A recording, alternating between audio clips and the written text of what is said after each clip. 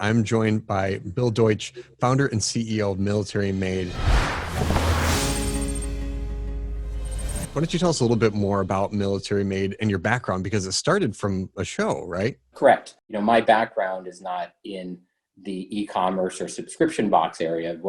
We have been producing a television program called Hiring America, which is a weekly 30-minute television show that features companies and organizations that support transitioning veterans and their families. We really started coming across a lot of veteran-owned businesses, and I thought to myself, how can we further support these businesses? Somehow it kind of all clicked, like, wouldn't this be a great idea to take the storytelling abilities that we have from the television program and tell the stories of these companies? The goal of the box is to support veteran entrepreneurs to showcase their products so that consumers can learn more about these companies. And by buying the box, they're giving exposure to these businesses. And these businesses not only are founded by veteran entrepreneurs, but veteran entrepreneurs hire more veterans than non-veteran entrepreneurs. Why subscription? Because obviously there's so many different ways you can go at it. It could have been product launches. It could have been just, kind of building a store.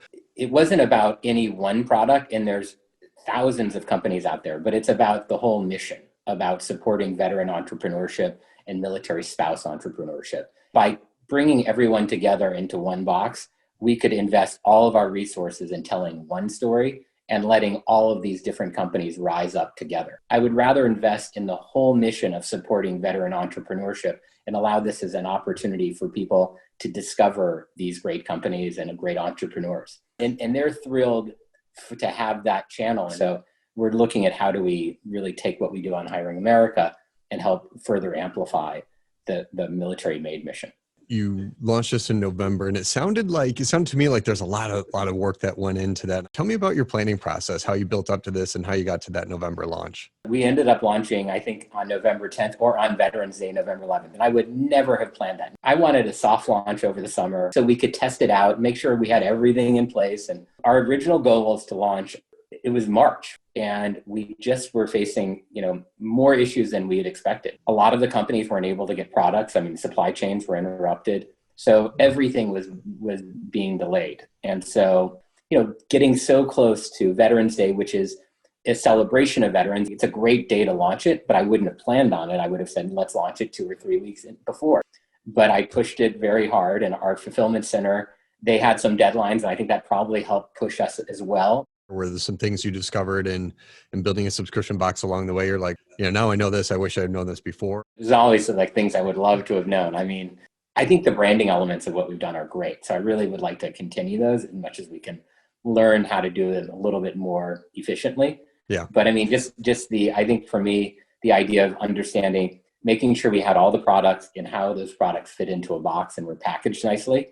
And then again, I think one of the challenges also was I started to learn that these businesses they're small businesses generally, they're super busy. And when you start asking them for things like, hey, could we interview you for this? Or could we write an article?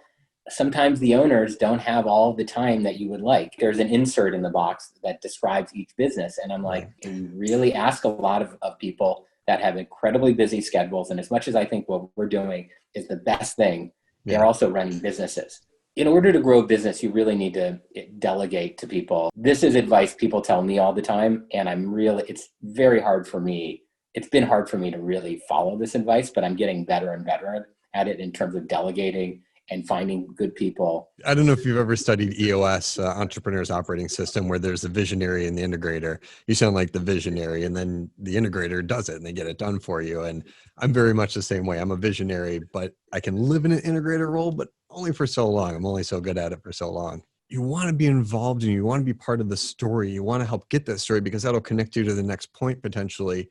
But you can't be the one writing the stories. I think when you hire and get the right people around you, it makes it all fun. And as long as they're passionate, that's the thing that I look for most when hiring somebody. As Tony Hsieh, former founder of Zappos, recently passed away, there's been a lot of, I've personally gone back and listened to a lot of previous podcasts he was on and reflecting a lot on his leadership style in business and approach to customer satisfaction and customer care. And it sounds like that's very much something you lead with as well in terms of that customer service first. I remember, believe it or not, I met Tony Hsieh a while ago, and I was doing some things, but believe it or not, in Las Vegas around relaunching our dating show. And this was like 10 years ago, and he was just getting involved with the Downtown Project. Yeah, And I'd had the opportunity to meet him a couple of times, and they gave me the book Delivering Happiness. that's cool. And I read that book, and I remember just being so inspired. And I told our project managers, I want people, when they have a touch point with Military Made, I want you guys to think about Zappos, and I want you to think about Nordstrom's in terms of how you relate to customers. I want to treat our customers like gold, because they are. Sometimes we get so ingrained and focused on, gosh, we have to make sure I got to hit payroll next week, or, where's this product coming in, and not necessarily lose sight of the bigger picture, but it goes a little bit back burner for a minute. And so it sounds like you give your team that opportunity to bring it up to you. Are there other things that you do? Do you incorporate those conversations into your weekly meetings? I think just empowering your team is a really good first step in there. Are there other ways that you guys try and stay focused on that core mission? Yeah, I think it's just something that I try to embed in everything we do. We had a delay in shipping out the first boxes. I said, let's do this. Let's reach out to everybody proactively. We want to send them a t-shirt. And I said, let's deal with the problems before they come up. Let's not avoid them. Let's be transparent and tell people what's happening. And if there's an issue, let's deal with it. Because I think most people just want to be told the truth. So coming back to the box now, what's next? What's on the roadmap?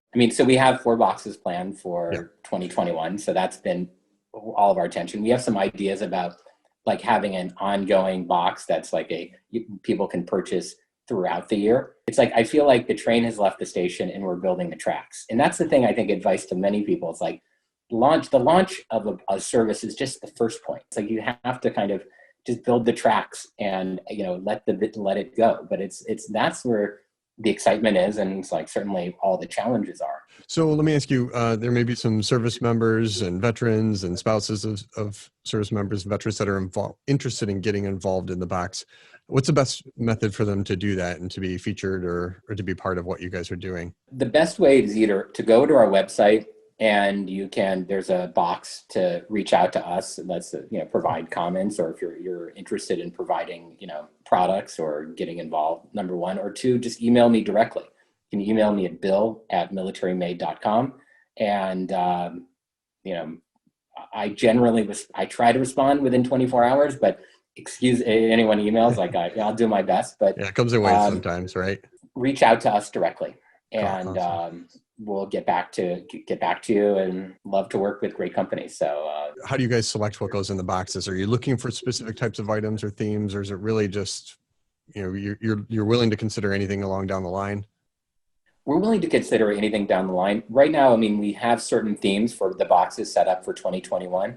So obviously, we'd like them to fit into those themes. We're open. We're not that rigid where we're like, we absolutely can't. We have some themes, so I'd like it to fit in the context of the boxes, but certainly we're not going to turn people away if they have a great product and great story and that sort of thing. So, we're flexible. I think that's what I've learned is like, be flexible. And, in launching any type of business is like, sometimes there's just a great opportunity that comes in front of you. And if you're paying attention, and that's why I give out my email address, it's like, I don't know, like you just never know who's going to reach out to you. And I'm not afraid. Like, I think like I'd rather hear from people than not hear from people. Right. And I think that's the most important thing. So I would say, be flexible.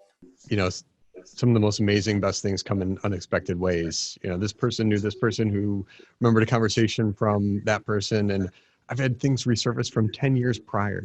People had conversations from 10 years ago with me, and they're like, I remember talking to you about this. I want to introduce you to this person. We try to do our best. And again, I think it's sometimes everyone gets so busy with like whatever there's going on in their life. They're like, oh, I'll just get back to that email, but you just don't know. Like, your world can change. You never know. You get an email today and like, you hear from somebody, I want to introduce you to X, person X, and it could completely change the direction of your business. As you've gone along, is there any one business or any one brand that's really stood out to you, a memorable story, a memorable experience, a memorable brand that you featured in there? Since you brought up Tony Hsieh, I have to go back to something out of Delivering Happiness. When I read that book, I remember he had just bought Zappos. He needed an additional loan to keep this business going.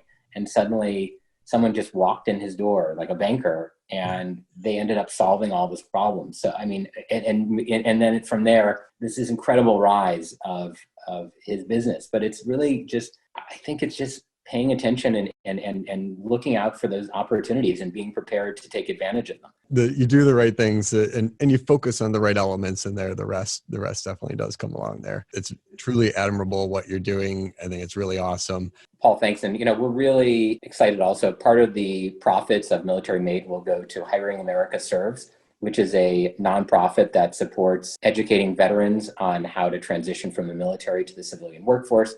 And also we look forward to using, kind of what the nonprofit does to help support veteran and military spouse entrepreneurs. That's awesome. Bill, thank you so much for joining me. I truly appreciate it and admire what you're doing. Thank you very much. We really appreciate the opportunity.